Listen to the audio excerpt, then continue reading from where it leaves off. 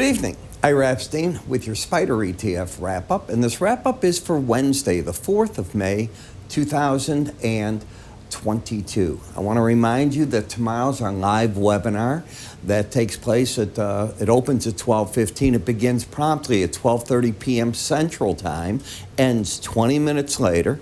If you haven't yet gotten to that, all you got to do to sign up for it is take your cursor at any time, move it to the top up here. You'll see an icon appear, fill out the information. You'll get your password and user ID. Once you submit that, away you go. All right. I feel like I'm at the Masters tournament from golf. Look at this. Everything's green. The whole board. When's the last time we saw that? I was thinking about it. I don't think ever.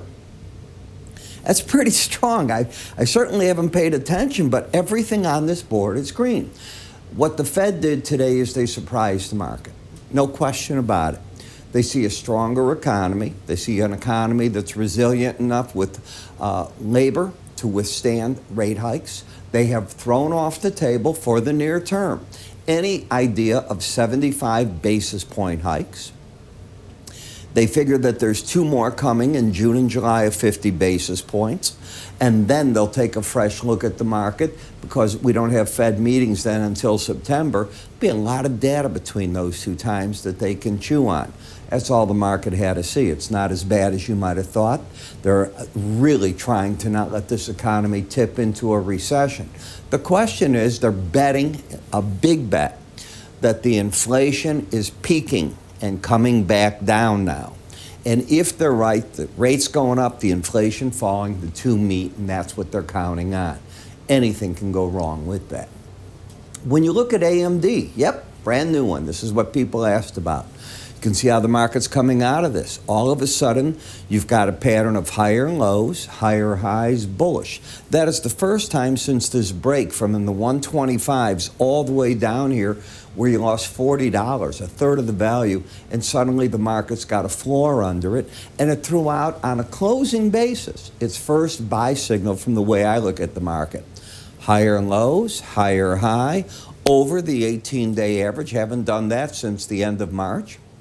Target could be the combination of the 200 and 100-day averages, the gray and the green. More likely, the first resistance is right in front of you, wherever the Bollinger Band comes in. Right now, that number is 101.94. If you can clear that with any verve, all of a sudden you open the door up for that. Support on pullback should be back at 92.41.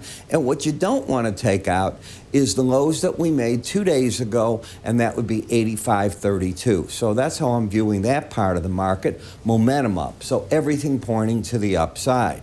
Then AMC. I was surprised it didn't do better. But, you know, Maverick's coming to town, so the Tom Cruise movie's the one getting the publicity. That kicks everything off. And then the kids are out for school, and then all the other movies start coming in. We'll see if it can lift. But the fact that it didn't join the parade today just gives you an idea how weak it really is. So as much as I'm looking for a bounce in the market, I have no faith in this industry at all.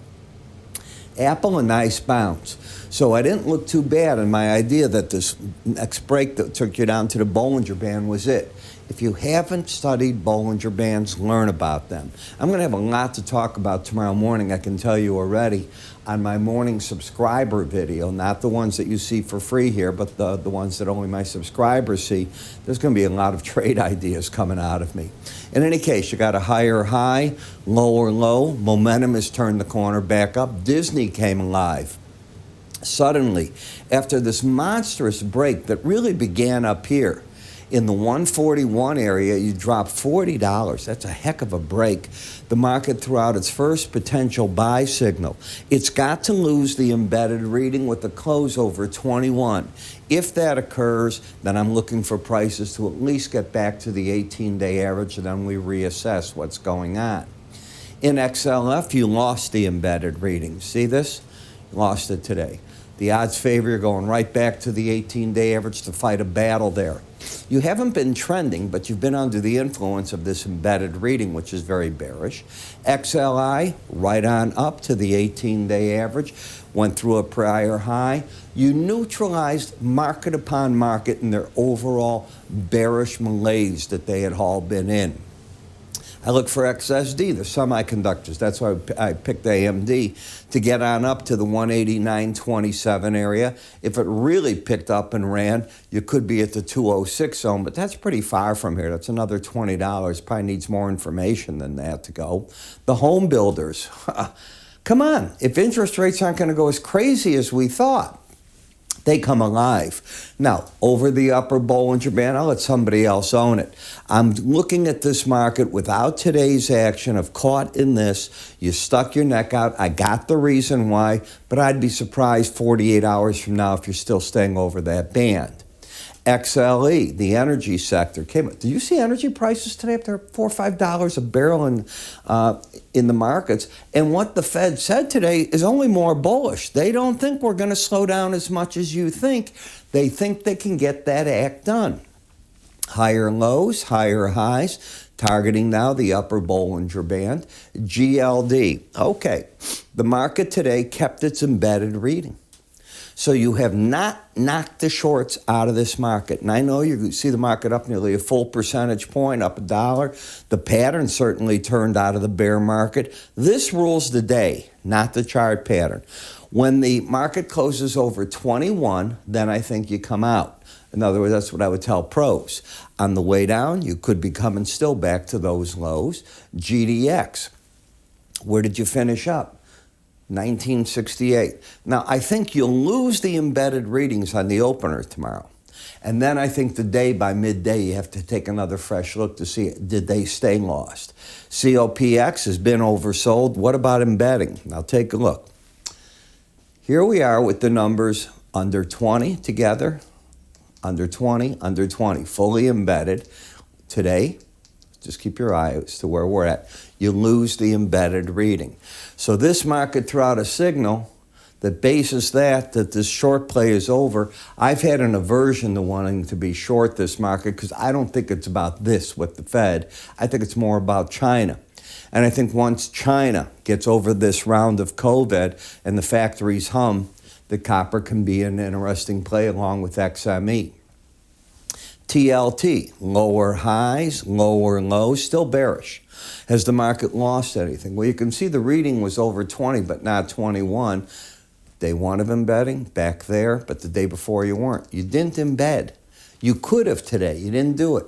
I warned traders about BND, TLT. I said, probably not the best place you can be going into this report. I didn't expect what the Fed did. It's just, I like to stay away from these reports. UUP, look at how the dollar got hit. Did it lose its embedded reading? Market's under 79.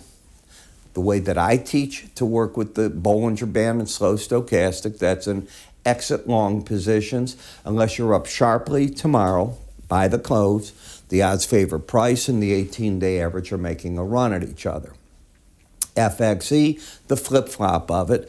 It, however, did not lose its embedded reading, so tomorrow is the day you got to watch. Why is tomorrow important? You ever hear of the yin-yang? And let me explain it to you.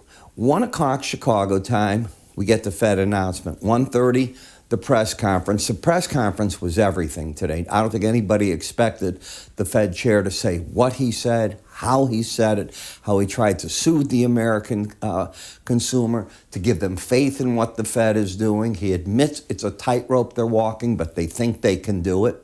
And the market, that it took off. Now, all this news has to go to Asia. Why? Think of the time difference. When we're 1 o'clock, what are they? They're sleeping. They're waking up to it. They'll see what's on. The traders hit their trade desks. Investors see what's going on. And then Europe, which when we do this, they're already closed. People are out to dinner. They've left their offices, blah, blah. They'll have another chance. So you go around the horn. As bullish as we are, you have to prove that you can keep that bullishness in Asia, Europe, and then back to the U.S. Very important, especially on days like today, so I really watch it very hard. And as I said, I'll be covering all this in great detail tomorrow morning. At 9 o'clock, I'll start recording. And in that recording, I will review everything. The markets will have been open a half hour, and I'll start throwing out the trade ideas that I have to my subscribers. These are just some of the markets we cover. We rotate, like AMD I'm just covering now. There'll be other things I rotate in and out of in the subscriber video. Remember, we also have the live webinar tomorrow, so you get to ask your questions. Remember to click that up there. But if you want to learn more about the videos that I do for the subscribers, where I actually say, I want you to buy here, I want you to sell, go short, go long, do this. It's exactly what I'm telling you to do. Well, it's simple. All you need to do is go to our website at IraEpstein.com under the word research. It's all right there. www.IraEpstein.com. Go to the word research. It's all explained. Just click on research. Everything's there that you need to know. I'm Ira. I hope to see you tomorrow. Remember, 12:15 I'll open up everything. 12:30 we start. We're done 20 minutes later. Should be a ball to do it, and what an important webinar. Take care.